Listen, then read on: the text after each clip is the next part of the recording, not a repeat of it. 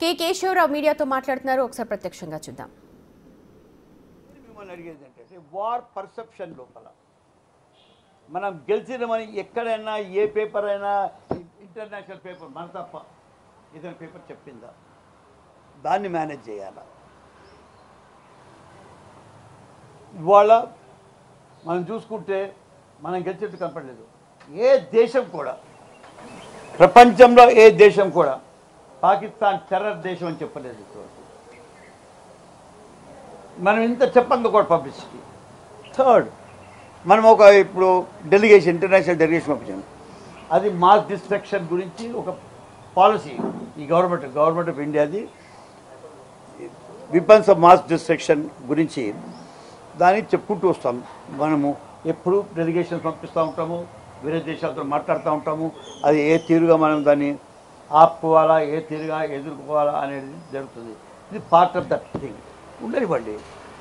కానీ ఇప్పుడు ఇంప్రెషన్ ఏమొచ్చింది, మీ గురించి ఏ దేశము, ఏ ప్రెస్ ఎవ్వరు మాట్లాడినందుకు మీరు పంపిస్తూ ఉంటే ఏదో మన దగ్గర తప్పైందనో, మనం చెప్పేది తప్పనో అనే పర్సెప్షన్లో దెబ్బతింటా ఉన్నాం. దాన్ని నిన్న రేవంత్ రెడ్డి పూర్తి ఎక్స్పోజ్ చేసిండు. నీళ్లు పోసిండు, నీళ్లు కాల్చేరు మా ఆవేశాల మీద, ప్రజా ఆవేశాలను కాల్చేరు. గెలుచుకొని వస్తుంటే పాకిస్తాన్ని ఓడగొడుతుంది. నేనన్నట్టు చాలా ఎమోషనల్ అయి ఉండొచ్చు, కానీ కొంచెం దాంట్ లోపల ఉన్న నైసిటీస్ని అండర్స్టాండ్ చేసుకుంటే మనం ఇదో ఈ పాయింట్ ఉన్నది. ఈ పాయింట్ని మనం మర్చిపోకూడదు. మనం పర్సెప్షన్గా ఇండియా గెలిచింది అంటే రెండు, గెలిచినట్టు అక్కడ పూర్తిగా డిస్ట్రాయ్ అనే ఉండాలా, లేదా దేశమంతా ఆ ఎదురుగా దేశాన్ని ఇది ఓడిపోయింది చెప్పాలా, లేదా టెర్రర్ దేశం అని చెప్పాలా. టెర్రర్ దేశం అని ఎవరు చెప్పలేదు, ఓడిపోయింది అని ఎవరు చెప్పలేదు. మన గురించి మనమే మాట్లాడుకుంటా ఉన్నాం. ఈ తరుణం లోపల అంటే నేను క్రిటిసైజ్ చేస్తాం లేదు, ఒక వీళ్ళు ఎవరు బీజేపీ తెలంగాణ ర్యాలీ ఎందుకు తీస్తుంది? ఇవాళ మేము జై హింద్ ర్యాలీ తీస్తాం. జై హింద్ ర్యాలీ ఎందుకు తీస్తామంటే మేము ఎవరికి ఇంకేం లేవు ఆర్మీకి సపోర్ట్ లోపల. ఇప్పటికీ చెప్తున్నాం, ఆర్మీ ప్రిపేర్డ్గా ఉంది. మనంత పెద్ద ఆర్మీ, మనంత స్ట్రాంగ్ ఆర్మీ లేదు అని చెప్పడానికి పెట్టాం. అంటే వాళ్ళు దేని గురించి చెప్తున్నారో నాకు అర్థం కాలేదు. పొలిటికలైజ్ చేస్తున్నారు అనొచ్చు. ఎందుకు పొలిటికల్ మీరు చేసేటప్పుడు తప్పలేదు, కానీ వాళ్ళు చేస్తే పొలిటికల్, వాళ్ళు ఎందుకు పొలిటికల్ చేశారంటే ఈ క్వశ్చన్ అడిగినప్పుడు ఈ క్వశ్చన్ ఆన్సర్లు వాళ్ళ ర్యాలీకి ఈక్వల్. ఆ క్వశ్చన్ ఆన్సర్స్ లేకుండా వాళ్ళు ఇయే చెప్పుకుంటూ వస్తూ ఉన్నందుకు పెద్దగా బేజారుగా ఉంది. కాబట్టి నా వ్యూ ఏంటంటే మనము గెలిచినమని కానీ మనం ఎవరితో కొట్లాడుతున్నాం, పాకిస్తాన్ ఒక టెర్రర్ దేశం అని కానీ ఆల్ రైట్, టెర్రరిస్ట్ అయిపోయింది. పాల్గాం లోపల 26 మంది చనిపోయినారు, మీరు 4 పట్టుకున్నారు. మీ లెక్క ప్రకారమే according to your army operational chief మీరు 6 ఉండొచ్చు లేదా 9 మంది ఉండొచ్చు అని మీరే అన్నారు. మన 2 ఏరియా 4 ఏరియా నేను అడుగుతాను. అది ఇంపార్టెంట్ కదా మనకి. ఎందుకు ఇంతకుముందు కూడా ఇదే కాశ్మీర్ లోపల ఇదే టెర్రరిస్ట్ వచ్చినప్పుడు మనం 8 మంది అని చెప్పినాం, ఇంతవరకు పట్టుకుని రాలేదు. 2 ఎల్ఈటీ మీద, జైష్-ఏ-తోబా మీద కూడా అటాక్ చేసిన మాట నిజం, అది కనపడుతుంది.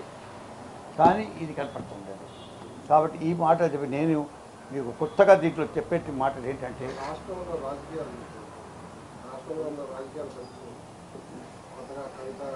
ఇప్పుడు మరి ఇంటర్నేషనల్గా ఏమవుతుందో అది చూసుకుందాము, దేశం ఏం పరిస్థితులకు వచ్చిందో చూద్దాము.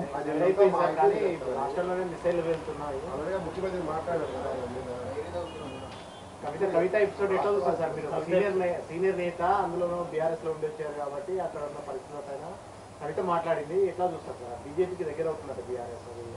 నేను ప్రతి పొలిటికల్ పార్టీ లోపల ప్రతి పొలిటికల్ లీడర్కి తమ వ్యూస్ చెప్పుకునే అధికారం ఉందనే సంగతి నాకు తెలుసు. కాబట్టి వాళ్ళ వ్యూస్ ఉండనివ్వండి.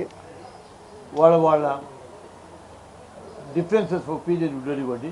దాన్ని మీరు పెద్ద difference of opinion is a dissidence dissidence is animosity అని మాత్రం నేను అనుకుంటాను. కాంగ్రెస్ ప్రభుత్వం గవర్నెన్స్ ఎట్లా ఉంది? రానున్న ఎలక్షన్ దగ్గర పడుతున్నాయి, పంచాయతీ ఎలక్షన్ దగ్గర పడుతున్నాయి. చాలా వరకు ఒక 50% నెగిటివిటీ వచ్చిందని చెప్పి అంటున్నారు. అయితే సలహాదారుగా ప్రభుత్వానికి ఏ సలహా చేస్తారు? కాదు, మీరు ఎట్లయితే వేరే వాళ్ళు అనుకుంటా ఉన్నారో 90% మేము గెలుస్తున్నాము, వేరే వాళ్ళు మా ఎదురుగా లేరు అని ఎట్లా అనుకుంటున్నారు, మీ వ్యూలో వాళ్ళు 50% ఇట్లా అనుకుంటున్నారు. కాబట్టి ఇది ఒకళ్ళు ఒపీనియన్ పర్సంటేజ్ మన కొలత. కాబట్టి కొలమానం మనది. మా వ్యూ నన్ను అడిగితే నేను చెప్తాను మీకు, ఇంత మంచి డెమోక్రటిక్ గవర్నెన్స్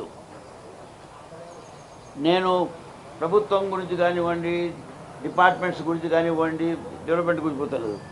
ఇటువంటి డెవలప్మెంటల్ అప్రోచ్ ఒక చీఫ్ మినిస్టర్, ఒక ఆర్డినరీ ఒక జర్నలిస్ట్ ఉంటే భుజం మీద చెయ్యేసి ఎట్లా ఉన్నో పేరు చెప్పుకుంటే నేను చీఫ్ మినిస్టర్ నేను ఇవాళ ఇండియా లోపల అందరికంటే ఎక్కువ అంటే సీనియర్ మోస్ట్ మనిషి నేను. కాబట్టి సంజీవ్ రెడ్డి కాలం నుంచి నేను ఇవాళకి 65 ఏళ్ళ కిందని ప్రభుత్వాలకి దగ్గరున్నాను కాబట్టి చెప్తున్నాను నేను.